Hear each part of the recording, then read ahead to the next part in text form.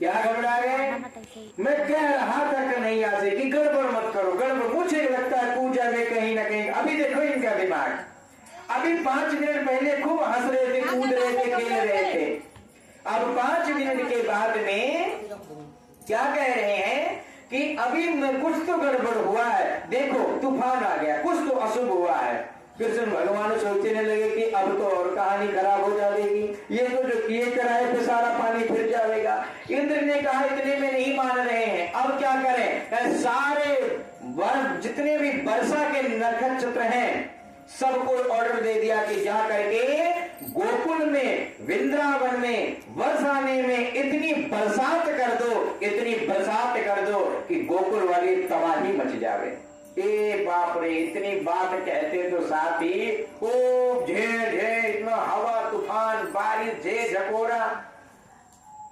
अब ब्रजवासी घबरा गए। मैं ये बालक ही तो है, इसके चक्कर में हम लोग आ गए। कन्हैया जी को क्या कहते हैं? ये बालक ही तो है, इसके चक्कर में हम लोग आ गए। अब देखो हमारे साथ कुछ पूजा में गड़बड़ी हो गई।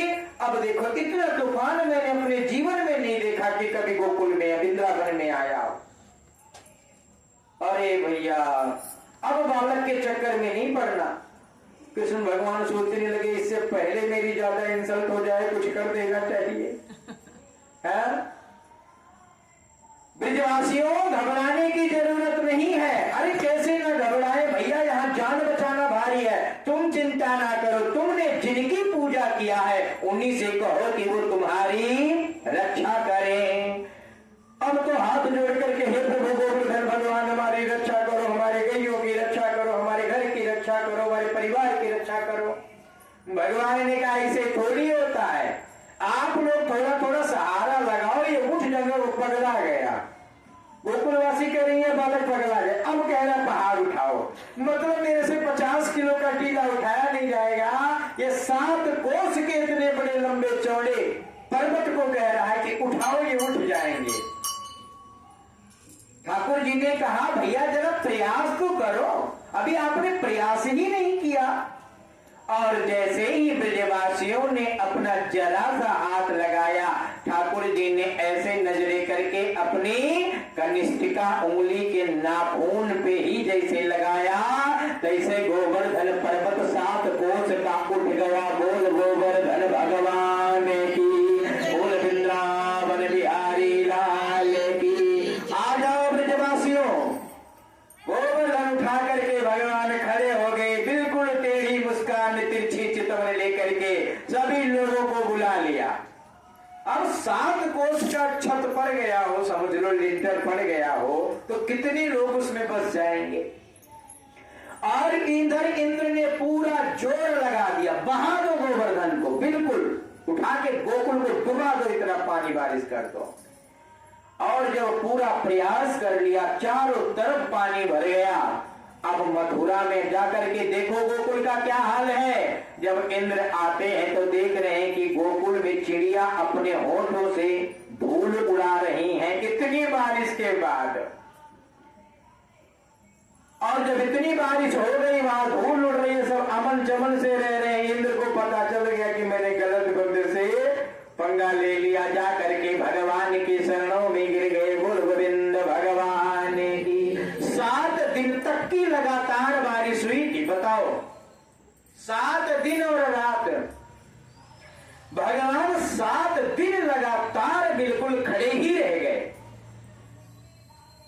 थोड़ा सा ब्रजवासियों को लगा, क्या लगा कि छोटा सा बालक है, ऐसे 7 दिन हो गया खड़े खड़े। एक काम कर लल्ला कि हम लोग अपना डंडा वंडा लगा लेते हैं, टिकानी वकानी लगा लेते हैं, तू थोड़ा सा जाकर के चाय भाई पक्का। भगवान को लगा इनको बहुत ज्यादा विश्वास हो गया अपने आप पे, पक्का आप रोक लोगे? अच्छा तो तुम ही रोक के खड़े हो, इसका मतलब क्योंकि वो भगवान थोड़ी मानते हैं कन्हैया जी को, वो तो बालक मानते हैं। क्या रहे हैं देखो, ठाकुर जी ने कहा तुम रोक लोगे इस पर्वत को, तो ब्रजवासियों ने कहा इसका मतलब तुम ही रोक के खड़े हो, तुम ही सबसे ज्यादा बलशाली हो, तुम इतने छोटे हो, इतना ताकत तुम्हारे, हम तो कुछ है ही नहीं, हम इतना मक्खन खाते हैं। कन्हैया जी ने कहा थोड़ा सा अपनी उंगली टेढ़ी करी, और जैसे भगवान ने थोड़ी सी उंगली टेढ़ी करी, जो भी निकाल लाठी डंडा लगा था सब चल मर मर मर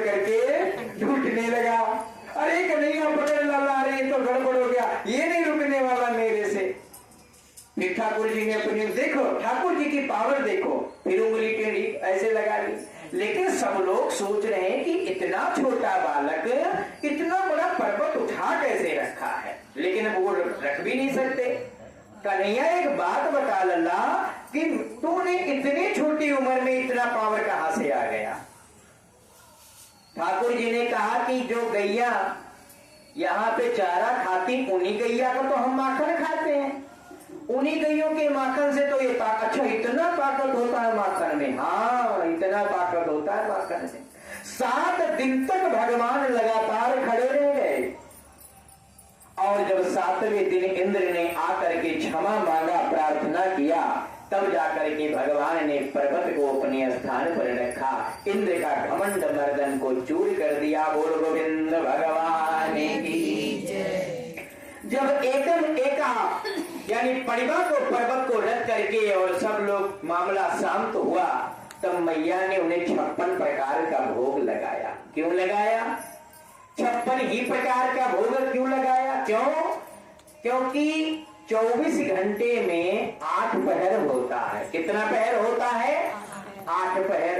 और हर पहर में मैया यशोदा कुछ ना कुछ ठाकुर जी को खिलाती नियम से, हर पहर में कुछ ना कुछ खिलाती रहती थी। अच्छा ठाकुर जी जब पर्वत को लेकर खड़े तो 7 दिन तक कुछ नहीं खाया।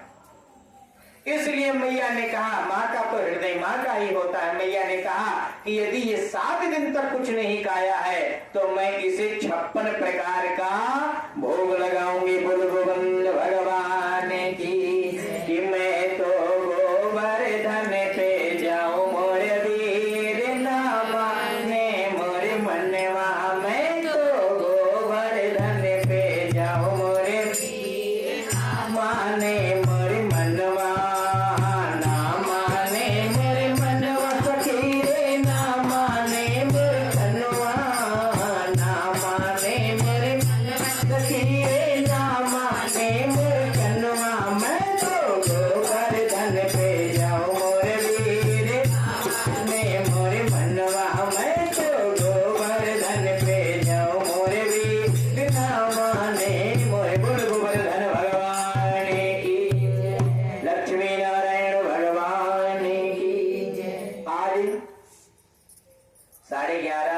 या 11 जब भी आप लोग आ जाएं, 11 आ जाएं, 11:30 आ जाएं, कीर्तन होगा। 12:30 बजे के आसपास गोवर्धन जी का परिक्रमा और पूजा किया जाएगा। 1 बजे से भंडारे का प्रसाद वितरण होने लगेगा। तो यदि 11:30 आओगे तो 12 आओ, तो जब भी जिनके पास जितना समय हो समय लेकर के आओ। तब तक हमारे हलवाई साहब आ गए हैं, ये भोजन की तैयारी करेंगे। बोल लक्ष्मी नारायण भगवान की श्री को